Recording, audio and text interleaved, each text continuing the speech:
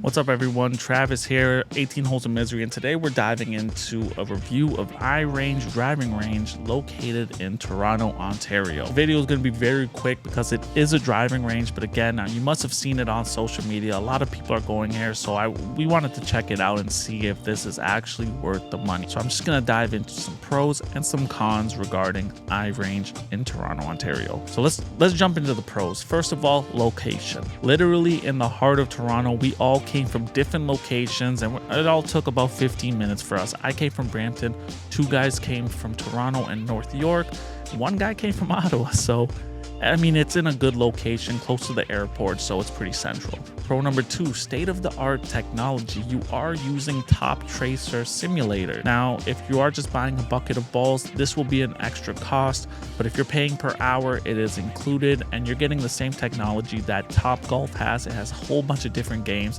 tracks your yardages, and just does a bunch of cool things that really help with data when analyzing your swing. Pro number 3, it is covered. If it's raining, if it isn't the best weather in the summer, you can still go because it is covered. So you're able to play in different weather conditions, though it is not heated, so it does shut down in the winter. Next, if you're just going for the vibes, going for some food, some drinks with your friends, you can rent clubs. I'll put the pricing down below. It will be in the negatives though, but regardless, you can rent clubs as well, so you don't need to be a professional golfer or anything, an avid golfer to go and enjoy, hit some balls. You can rent a driver and an iron and still play all the games. And finally, if you are trying to get into golf, iRange does have professional instructors that you can book and you can go and get some lessons with them, improve your game, and just get better at golf in general. All right, so let's talk about the cons. This place can get busy. If it's peak summer, you might have to wait a little bit. Obviously, due to social media, they've been getting more and more busy, so we were able to get a spot, but we did book in advance, so if you're trying to go the day of, it might be kind of hard, but again, it really does differ depending on the day of the week. Pricing. This is a negative because it is competitive. They're trying to be like Top Golf, and this is not the same as Top Golf. I will say, I've been to Top Golf in the States. It's a whole experience. It's a whole lot different, and they're charging pretty much the same price for just the Top Tracer essentially. So for weekdays from open till 5 p.m., you're looking at $50 an hour, and then on weekends or from 5 p.m. to close every single day, you're looking at $80 per hour. Now those were for unlimited balls, but if you wanted to do like a bucket or something, the pricing is here. And then you have to pay an additional fee on top of that if you are using the Top Tracer technology. Club rentals are $8 additionally, which will get you a driver and an iron. And again, I just think it's massively overpriced because like Top Golf, you're paying $40 to $70 depending on timing, and again, that's cheaper. I know it's US currency, but again, it's a whole experience, so it really doesn't compare when you're looking at the two.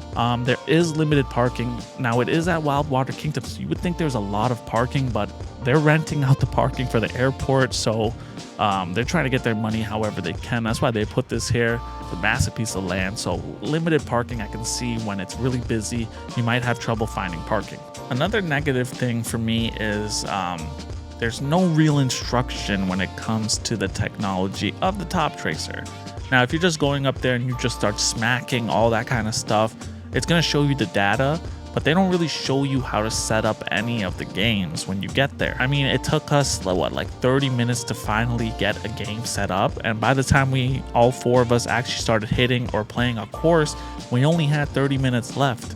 So we ended up having to book another hour, another $80, whatever it was. So I mean, I wish there was a little bit of instruction. You know, if they asked you, what do you want to do? Do you want to play around? Do you want to just hit maybe at the beginning, and then they set it up for you? Because again, you have to choose different locations as well for your approach shot. So again, if it's your first time going there, you might waste some of the time figuring out how to actually set up the Top Tracer. And then finally, it has to go on to pricing as well, but to get the best rates, you have to get a membership. And obviously, if you're only going a few times for the whole summer, it probably isn't worth it. But again, you kind of have to lock into a membership if you do want to get the best rates. Overall, though, we had a blast. We had some drinks, we had some food. I wish I got some video of the food, but the guys ended up getting some different styles of poutine, but the menu is very diverse. There's lots of things to order from, and there isn't much driving ranges that are like this in this area. I do wish Topgolf would come to Canada, but as of right now, they're not here yet. So this is the closest thing you're gonna get to it. The patio section, again, this is Wild Water Kingdom. They're just taking advantage of all the land that they have. So, but if I must say, the only real negative thing I have to say about this driving range is the fact that it's just pricing itself as if it's Topgolf, and it is very far from that. They do use the same technology, but the whole atmosphere is just not the same.